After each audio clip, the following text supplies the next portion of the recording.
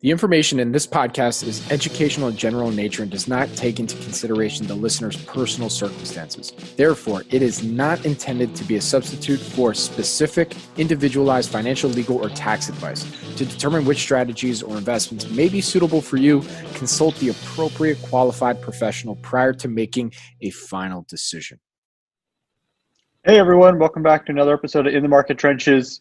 Glad to have you here. If this is your first time listening, remember you could find us anywhere that podcasts are available. You could also find us at inthemarkettrenches.podbean.com. You could find us at snn.network. You could also find us on the SNN YouTube channel. That's youtube.com/SNNwire. Gary, it looks like you have a concerned scowl on your face today. What's going on? What's on your mind? My default expression, which is a determined scowl if you're listening. But I'll crack a smile for the viewers. All right. So what do we got going on today? Yeah, I mean, I think you and we recently were looking at a company, and it's in a reorg process right now, but it also got us thinking about, well, how did we get here, right? Right. So how we got there was spun out from a parent company, and we thought, well, what are some of the characteristics of a good spinoff versus a bad spinoff? Yeah, I guess that's one of the things we were kicking around because as you mentioned, we got involved in this company that's now in a reorg process, and it was spun out a couple of years ago, and has a whole bunch of really interesting things in and about it. But it kind of got us thinking, good spinoff versus what are the characteristics of a spinoff that we like versus one that we are more of a stay away for us. I think I have here my book, You Can Be a Stock Market Genius, by the godfather of special situations investing himself, Joel Greenblatt, and it's actually, I don't know if you could read this or not, but it's actually signed by Joel, and I've tabbed it up quite a bit. I've read it a bunch of different times, and every time I read it, I come back to it. It's like it meets me at a different place in sort of my investing career, and maybe I pick up one or two additional things out of it. I don't know about you. Covers all sorts of interesting topics. Probably read it 3 or 4 times. Every time you learn something new. It really is great. Yeah. And so, I mean, in this book, the topic of spinoffs is front and center. I don't know what percentage of the book I would say that it is, but it's certainly something that people took note of, and I think every sort of dyed-in-the-wool we'll say value investor, but investor generally broadly has at one point or another probably read this book and has spent some time on spinoffs. And at a certain point in time, I think the companies themselves sort of got the message that spinoffs were something that were popular with investors, right? Yep. So everyone, companies, they do all this M&A, they bolt on these different divisions, and they hire consultants and investment bankers to sort of empire build, and then eventually an activist comes along and says, hey, if you break this up, there's a conglomerate discount, and the pieces are worth more than the whole, so they hire some bankers and consultants again to tear it apart. And the bankers and consultants win, and sometimes the investors win, sometimes they lose. But that's how spinoffs tend to happen, right? Yeah, and so I think let's structure the conversation a bit. Can we kind of think about 2 categories? What are the characteristics of a good spinoff versus what are we looking to avoid when we see a spin? Yeah, I think almost like good bet, bad bet, right? Like if you're looking at the NFL lines, like that line smells a little fishy, maybe that game's a stay away, versus like that one looks like it's kind of interesting, and so the characteristics of a good versus bad spinoff. I guess I would, as the company sort of got the message about this, it was like a good fishing spot, and then sort of the good fish got picked over, and the companies were sort of left with the companies that were doing this at least the last several years have been a little bit more, in my view, stay away. So I guess at a high level, you like to see a good strategic rationale for doing it, right? Right. So does this make sense, and do these businesses make sense together, and is there actually a real conglomerate discount that's being applied here, or is there something about these businesses being put together that's sort of holding one or the other back in some material way, right? So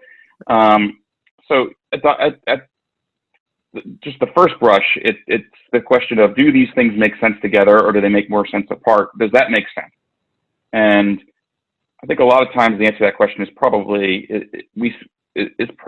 yes.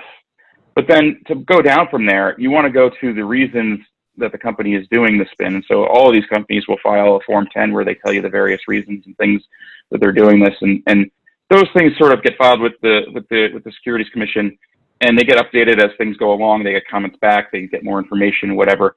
And so you want to really hone in on what are the reasons and what's really going on here, right?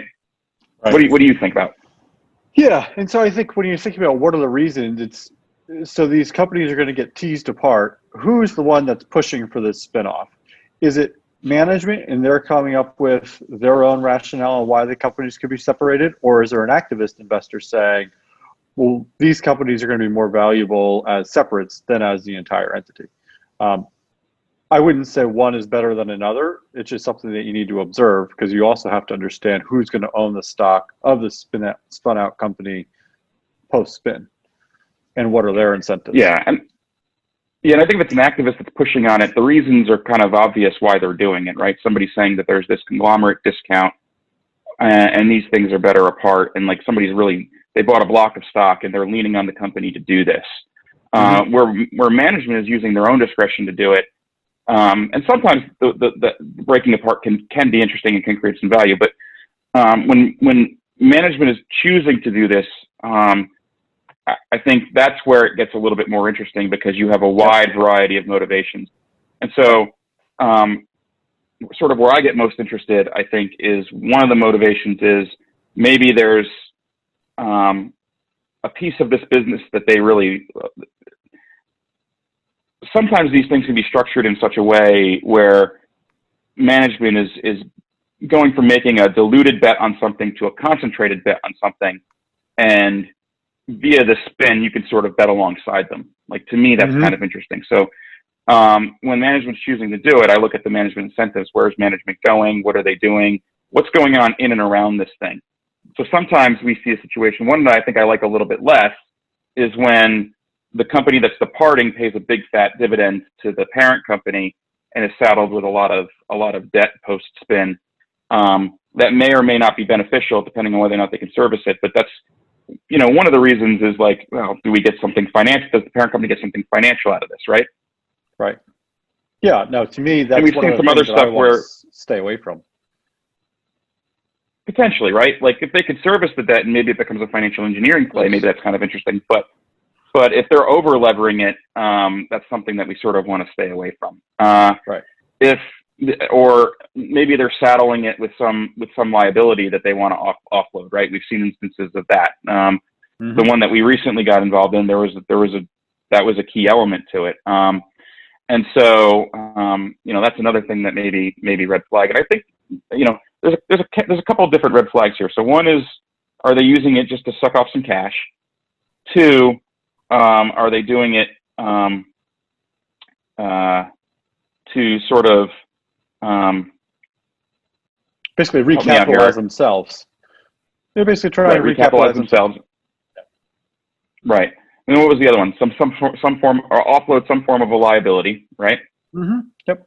And then the third one is, like, maybe the business is just something that's maybe slowly dying and weighing on their financials, and they just want to sort of get it off. And there's something that they want to just sort of let it drift out to sea, and if the boat sinks, the boat sinks, right? Yep.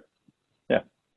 And then we've also seen instances where, like, loading it up with debt and loading it up with liabilities, it's sort of like they load up the boat and then they douse it in kerosene and they light a match and push it out to sea. We've certainly seen some instances of that, right? Right. And so those are the instances that we want to stay away from. But on the other side of the equation, what are the attributes of the positive spins what are you looking for on the positive side? Yeah, so on the positive side, I think we want to see, insiders lining up to sort of make a lot of money as a result of the spin in one way or another. And so either, they're spinning off something really tiny that you look at it and go, well, this is really insignificant in the grand scheme of things. Why are they isolating this? Well, management is buying in as part of the spin, and we've seen some instances of that. or they've got something nascent and growing. And so like, it's a way for management to go from having a diluted bet, as part of a much bigger enterprise, to a more concentrated bet on something specific, right? Right. And then the question I always want to answer is, who's going to be leading the company that's being spun out? Is management staying with the parent company, or some portion of the management team going to the spinoff? Right. And I wouldn't underestimate the ability of the insiders to have some decision making, to pick what they want. Particularly if you see like the CEO or the CFO of the company, the parent company choosing to go with the child. There's the parent and the child in this relationship, and if they're choosing to go with the child, that tells you something. I guess the other thing, if it looks like they're trying to, we've also seen instances, and I think this is where we've done the best in terms of in looking at spins generally. It's almost where they're trying to sort of make the spin uninteresting to people, right? Do things to make it so either the investors in the parent company can't own it or don't want to own it, or it's very, very insignificant to them that they're just going to sort of just why bother with this, and they just blast it out. So I think we've seen instances where there's insider ownership, and the spin ratio is 75-1. So if somebody owns 750 shares of this, they're getting 10 shares of the child co, right? And like that's just super insignificant. We've seen companies where they're duly listed in the U.S. and Canada, and they only choose to list the spin in Canada. And so there's a whole class of investors that can't own this thing because it's not traded in the U.S. So, certain things like that. So things that are just very tiny relative to the parent, and things where like it's where it is and how it comes to you sort of gets moved. And I get sort of super interested when I see some combination of insider buying and that activity. Yeah, right? And that's where I think when it's particularly interesting to look at the institutional holders of the parent company, because they're going to be the holders of the spun out company. And if it's a bunch of indices, they might not be allowed to actually hold those based on the governance of their funds. So you're going to have a lot of indiscriminate selling pressure right upon the spin out, where they're just trying to blow out of this, especially when you're talking about a scenario like the ratio you just talked about, like a 75-1 spin out ratio. That's just insignificant. But if you know what you're looking at the time of the spin, and you think it's attractive, it might be a good opportunity to buy in at cheap. Yeah, and you can sort of see when it gets in the shareholders' hands.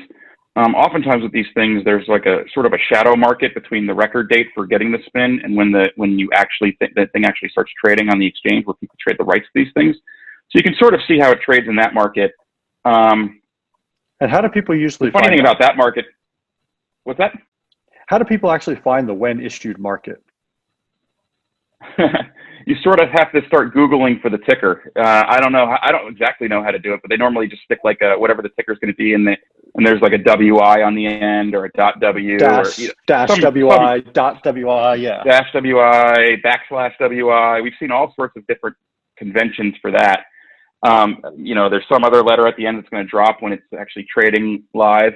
And you can sort of get a preview look at the valuation of it in that market. And, if it's something that like oftentimes we'll own a company that's doing this and they're trying to offload something that has liabilities in future years, and we'll sort of get a look at it. And the funny thing about the when issued market is you can sell your rights to something, but there's no short selling in the when issued market. So it's sort of almost a one-way market.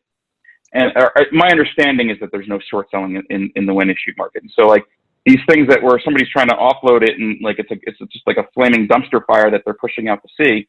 There's no other side of that trade. It's just people who are sort of offloading their rights.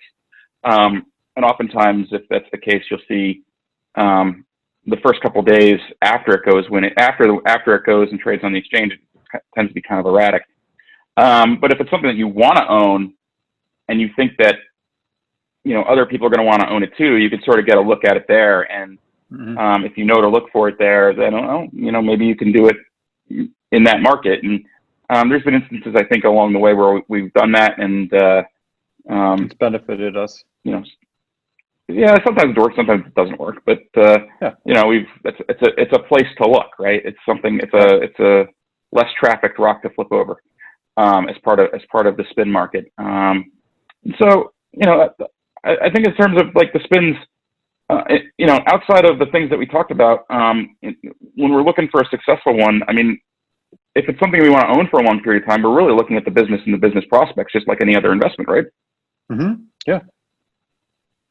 So sometimes, I would classify things that we like into more or less two camps. One is there's some sort of glaring valuation discount that we expect to close in a relatively short order, and maybe we don't have a strong opinion about the business.